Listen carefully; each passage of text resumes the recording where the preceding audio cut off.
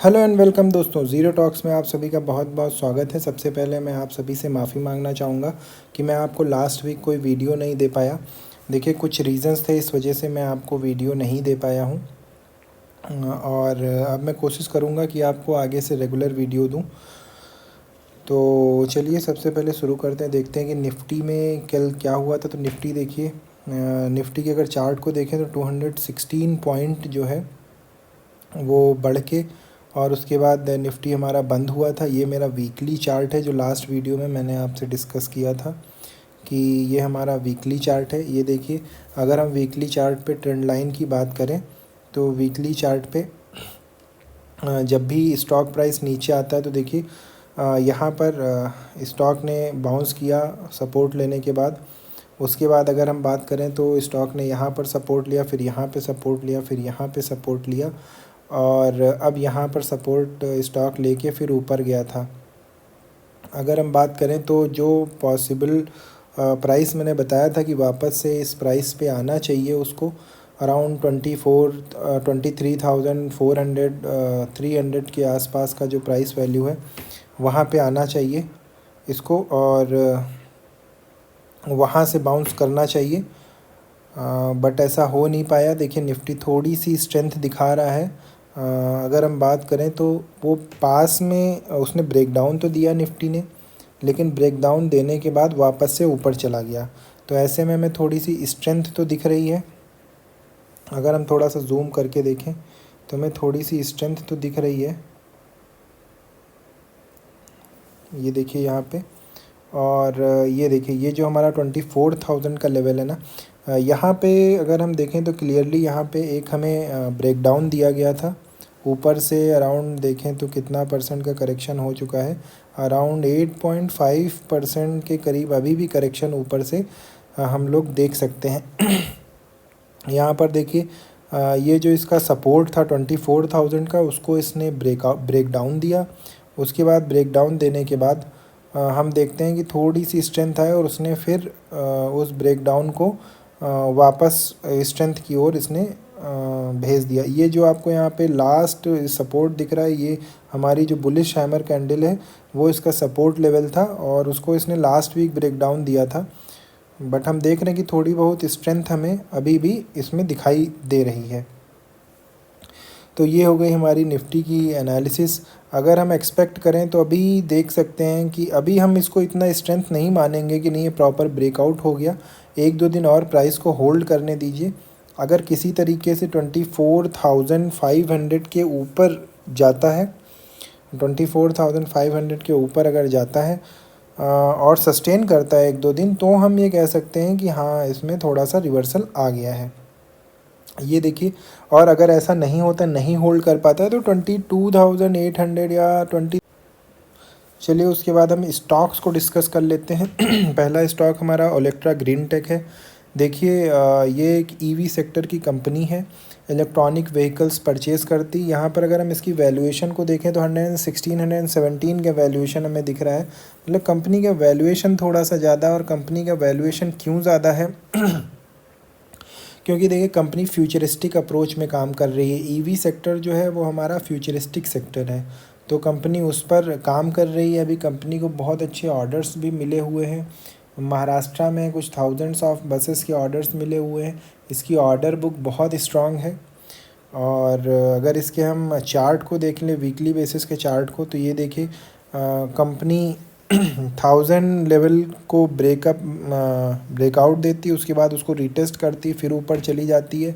और उसके बाद जो 1400 का लेवल है उसको रीटेस्ट इस समय मार्केट कर रही है। ये स्टॉक हमारा रीटेस्ट कर रहा है उस लेवल को। और उसके बाद हम देखें कि अगर ये हमारी इस ट्रेंड लाइन को ब्रेकआउट देता है ना, तो अराउंड 50% का गेन हमें, 45% का गेन हमें मिल सकता है, डेफिनेटली मिल सकता है। कंपनी की हिस्ट्री ही ऐसी रही है। अगर हम पास्ट से देखें तो कंपनी पहले ब्रेकआउट देती, फिर नीचे जाता है, फिर ब्रेकआउट देती है, और फिर ये कंपनी के चलने का तरीका है। ये जो हमारी ट्रेंड लाइन अगर 1600 या 1700 के लेवल पे एक दो दिन कंपनी टिकती है, तो इसका मतलब हम इसे एक ब्रेकआउट मानेंगे। और कंपनी अगर यहाँ से ब्रेकआउट देती है तो अराउंड हम देख सकते हैं कितना, 40% 45% का गेन हम यहाँ से आराम से 40% का गेन यहाँ से देख सकते हैं।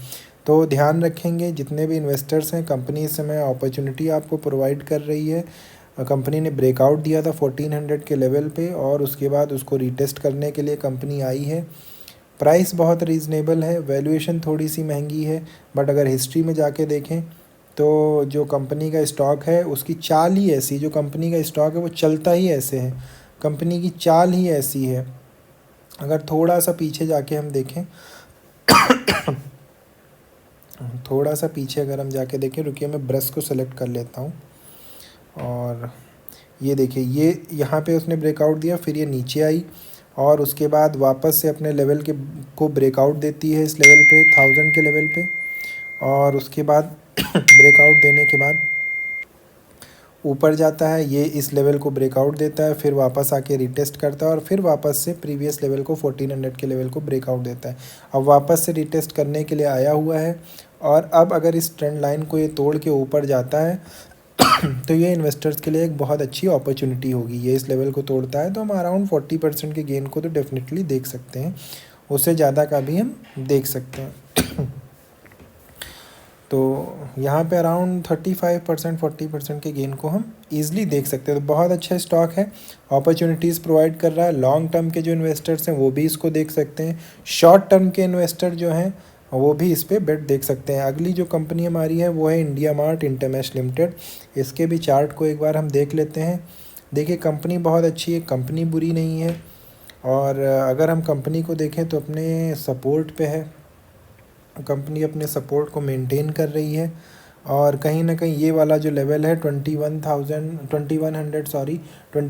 से 2200 का जो लेवल है वो इसका एक बाइंग जोन है। देखिए कंपनी ने अभी एक्सपेक्टेशंस, जो भी मार्केट ने इससे एक्सपेक्टेशंस की थी, कंपनी उसको मीट नहीं कर पाई, इसलिए कंपनी के स्टॉक को पीटा गया है। कंपनी का स्टॉक हमें 26-27% के डिस्काउंट पे अवेलेबल है। कंपनी B2B सेक्टर की company, like business to business काम करती है, बिज़नेस टू कस्टमर की कंपनी नहीं है।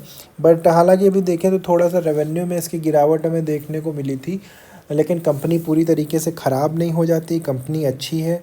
अगर थोड़ा सा पेशेंस के साथ हम काम लेंगे, थोड़ा सा टाइम देंगे, 3 क्वार्टर 2 क्वार्टर का, तो बिल्कुल डेफिनेटली हम इसमें देख सकते हैं। अच्छा, कंपनी के फंडामेंटल्स को एक बार देख लेते हैं। ये डाउन ट्रेंड में कंपनी है, अगर कंपनी 3000 के लेवल के ऊपर जाती है तो ब्रेकआउट मानेंगे। उसके बाद अगली कंपनी जो है SRF, देखिए ये भी जो कंपनी है ये केमिकल सेक्टर की लीडिंग कंपनी है, और अगर हम देखें तो कंपनी ने बहुत लंबे कंसोलिडेशन फेज से चल रही है, मतलब बहुत लंबे समय से 2022 से लगभग 2 साल से कंपनी कंसोलिडेट कर रही है। 2100 या 2100 के आसपास कंपनी का बाइंग लेवल है, और 2700 2600 2800 लाइक 2700 के आसपास का सेलिंग पेस है। देखिए ये सब पॉइंट्स हैं, ये इसके बाइंग लेवल है, यहाँ पर फिर यहाँ पर, ये सब इसके बाइंग लेवल हैं।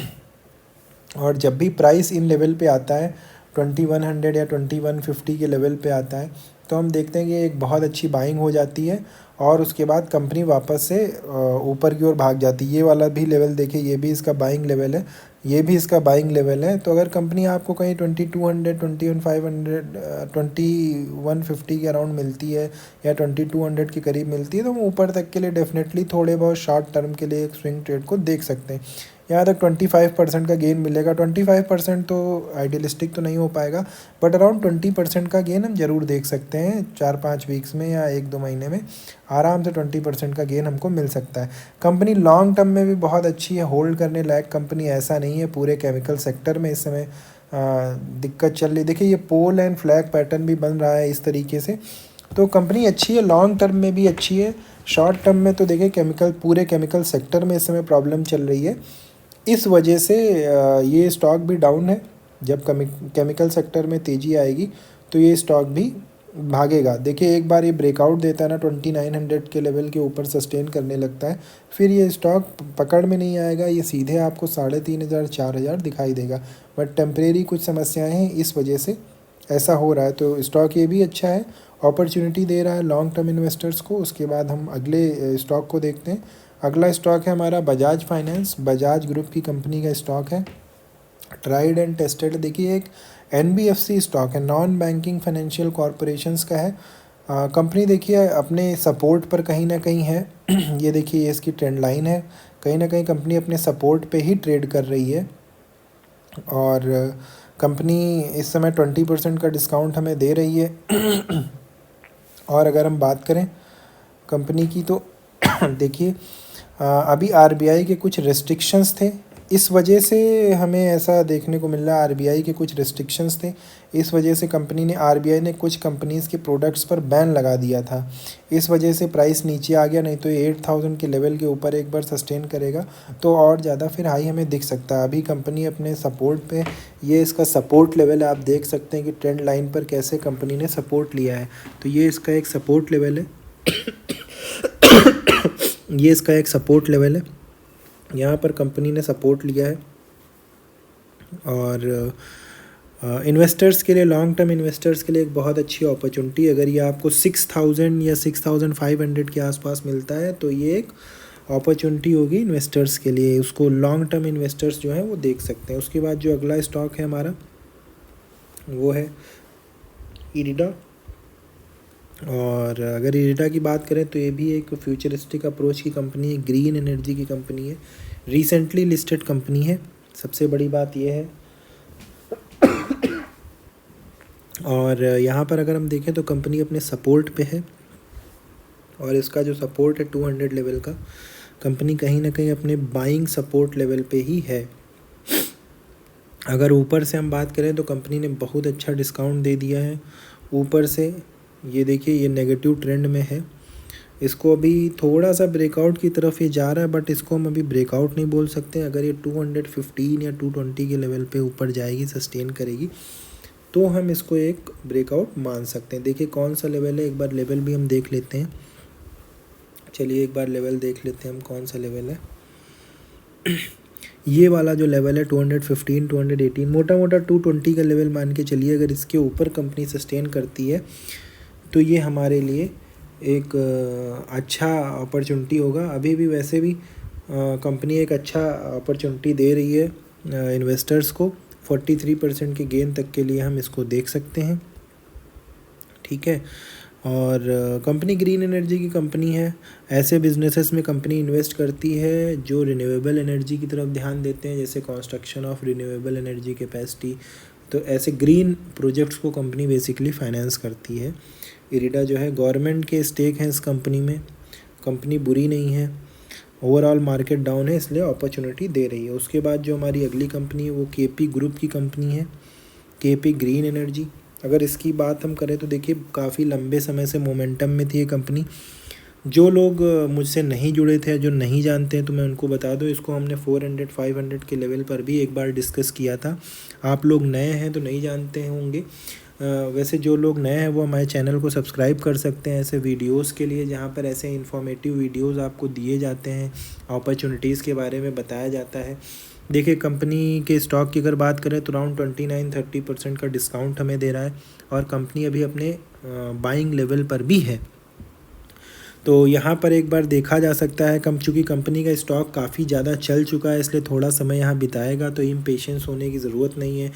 देखिए अगर आप लॉन्ग टर्म इन्वेस्टर हैं तो कभी ये मत देखिए कि नहीं मैंने इन्वेस्ट कर दिया तो 1 महीने या 2 महीने में रिटर्न मिल जाए। कम से कम 2 क्वार्टर 3 क्वार्टर तो आपको रिटर्न्स के लिए देखने ही पड़ेंगे, जितना आप टाइम देंगे। देखिए कंपनी का जो स्टॉक है ना, वो अगर 1 साल नहीं चलेगा और 1 महीने चलेगा तो पूरा औसत उसका बराबर कर देगा। तो ये सब मत आप सोचिए। देखिए इसकी वैल्यूएशन जो है वो भी काफ़ी कंफर्टेबल है, 45 के पी पे ट्रेड कर रहा है, तो काफ़ी कंफर्टेबल वैल्यूएशन है इसकी। और अगला स्टॉक अगर हम देखें तो अगला स्टॉक है हमारा के सॉल्स। देखिए बहुत पैनी कंपनी है, अच्छी कंपनी है, 1000 करोड़ मार्केट कैपिटलाइजेशन की कंपनी है। कंपनी आईटी सेक्टर की कंपनी और बहुत इमर्जिंग कंपनी है, बट बहुत रिस्की है। देखिए 1000 करोड़ 1188 करोड़ की कंपनी है। तो देखिए जो पेनी कंपनीज होती है ना, उसमें क्या है कि प्रॉफिट बहुत जल्दी जल्दी डबल ट्रिपल होता है। ये 1000 करोड़ की कंपनी 2000-5000 करोड़ की होगी, और ऐसे ही हमारा 2 गुना या 5 गुना शेयर भी होगा, बट वैसा ही रिस्क भी इसमें होता है। तो इस चीज़ को हमें देखना है। देखिए ये अपने अभी बाइंग लेवल पे, सपोर्ट पे है, मतलब बेसिकली इसने एक्सपेक्टेशंस को अभी बीट नहीं किया था, इसलिए प्राइस थोड़ा नीचे आ गया। रिस्की कंपनी है बट कंपनी फंडामेंटली स्ट्रांग है, इसलिए इसको आज हम डिस्कस कर रहे हैं। देखिए अगर ये वापस अपने लेवल को अचीव करती 1500-1400 के लेवल को, तो इस पर देखा जा सकता है, बेट लिया जा सकता है। तो ऐसे लोग जो अपनी कैपेसिटी के हिसाब से 5000, 8000, 10,000 लगा के छोड़ सकते हैं इस उम्मीद में कि छोटी कंपनी ग्रो करेगी, तो फिर वो रिस्क ले सकते हैं। इसमें जो बहुत सेफ़ होके चलते हैं इन्वेस्टर्स, ऐसे इन्वेस्टर्स के लिए कंपनी नहीं है। बट कंपनी अच्छी है, फंडामेंटली स्ट्रांग है, और अगर आप रिस्क लेते हैं तो उतना ही रिटर्न भी आपको मिलता है। तो ये सारी चीज़ें हमें देख के चलनी होती है। हालांकि इसमें अगर कोई इन्वेस्ट करना भी चाहता है तो अपनी रिस्क कैपेसिटी के हिसाब से इन्वेस्ट करे। उसके बाद जो अगली कंपनी हमारी रिलायंस है। रिलायंस के बारे में मैं ज़्यादा नहीं बोलूँगा, क्योंकि ऐसा कोई भी नहीं होगा जिसको इस ब्रांड के बारे में ना पता हो। कंपनी ने अभी अपने रिसेंटली जो बोनस दिया है, बोनस के बाद हम देखें तो ये अपने ब्रेकआउट के लेवल को रिटेस्ट कर रहा है। और कंपनी के स्टॉक में अगर हम देखें तो हमें थोड़ी बहुत स्ट्रेंथ भी दिख रही है। ये देखिए अपने सपोर्ट लेवल पे है, जो ट्रेंड लाइन है, ट्रेंड लाइन के सपोर्ट पे है।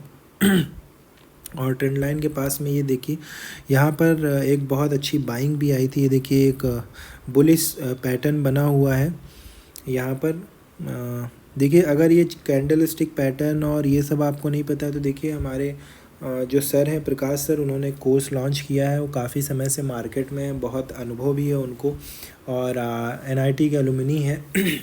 तो उनके कोर्स से आप जुड़ सकते हैं, सब्सक्राइब कर सकते हैं, और बहुत अच्छी जानकारी फंडामेंटल्स के लिए आप उनसे ले सकते हैं। यहाँ पे देखिए ये जो आपको बुलिश कैंडल मिल रहा है, ये अभी बता रहा है कि स्टॉक में स्ट्रेंथ है, बाइंग अभी चल रही है। हालांकि कंपनी बहुत स्लोली ग्रो करती है, लेकिन आपका पैसा अच्छा बना देगी। कम से कम FD को आप बीट कर पाएंगे। और ख़ासकर ऐसे समय पर जब स्टॉक ऊपर से 20-25% गिर चुका है, ऐसे समय में अगर आप ख़रीदते हैं तो आपको 15-20% का गेन तो शॉर्ट टर्म में मिल ही जाएगा। तो कंपनी अच्छी है, बुरी नहीं है, डिविडेंड्स भी अच्छे देती है, लॉन्ग टर्म के लिए इन्वेस्ट किया जा सकता है। बट ऐसी कंपनियों में ना 5000, 10,000, 20,000 इन्वेस्ट नहीं करना चाहिए जब बड़ा अमाउंट हो हमारे पास, क्योंकि बड़े अमाउंट में अगर 10%, 15% का भी प्रॉफिट होता है ना, तो एक अच्छा खासा अमाउंट होता है।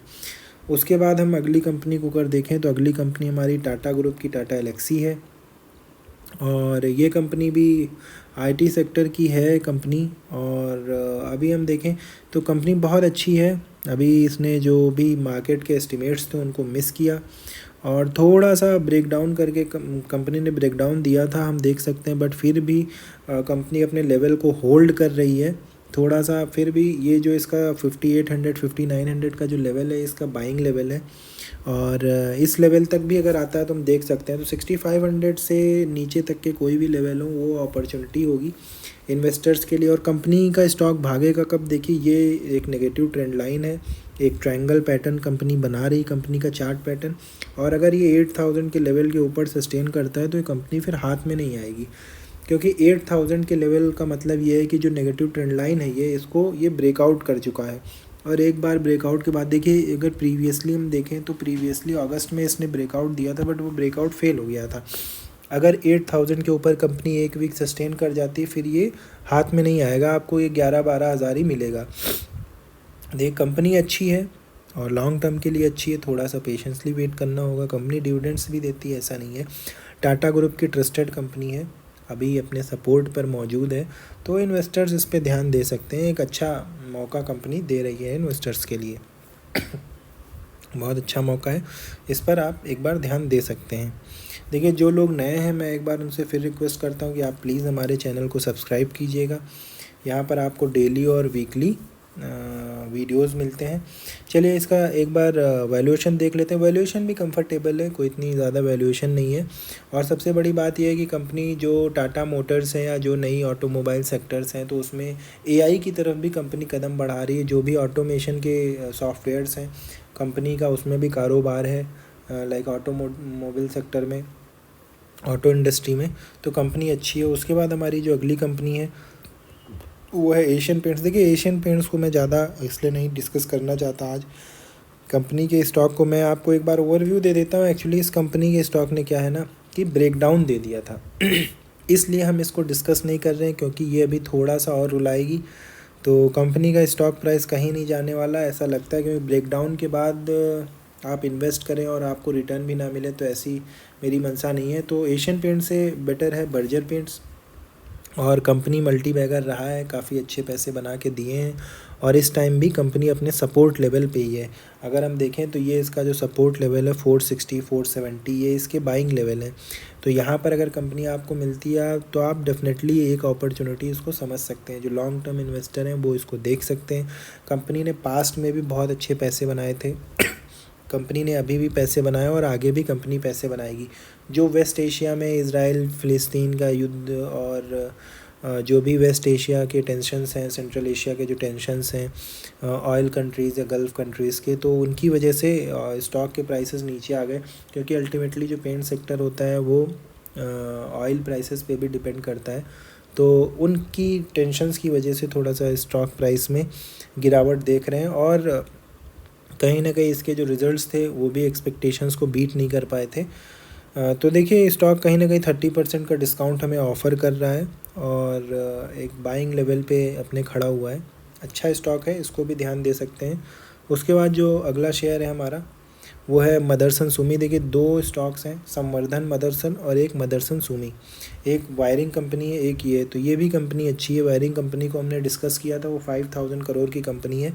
ये कंपनी अराउंड 1.5 लाख करोड़ की कंपनी है। और ये देखिए अपने ब्रेकआउट के बाद रीटेस्ट करने के लिए उस लेवल पे आई है, आपको दिख रहा होगा। इसको अर्लियर भी मैंने वीडियो में डिस्कस किया था। और ये कहीं ना कहीं 150 155 के लेवल पे अगर आपको मिलती है तो एक बहुत अच्छा बाइंग लेवल हो जाएगा। कंपनी देखिए, कंपनी ने ब्रेकआउट दिया था, ब्रेकआउट देने के बाद वापस से रीटेस्ट करने कंपनी आ रही है। तो कंपनी अच्छी है और इस पर भी ध्यान दिया जा सकता है। उसके बाद जो हमारी अगली कंपनी होगी वो देखिए कौन सी है। ये केसॉल्व्स, इसके बारे में बता ही चुका हूँ। उसके बाद जो कंपनी है वो है यूनो मिंडा। यूनो मिंडा देखिए आपको क्या है ना कि ज़्यादा ये गिरती नहीं है, कंपनी बहुत स्ट्रांग है, ऑटोमोबाइल सेक्टर की कंपनी है। और ऊपर से देखिए 15-16% का डिस्काउंट आपको दे रही है।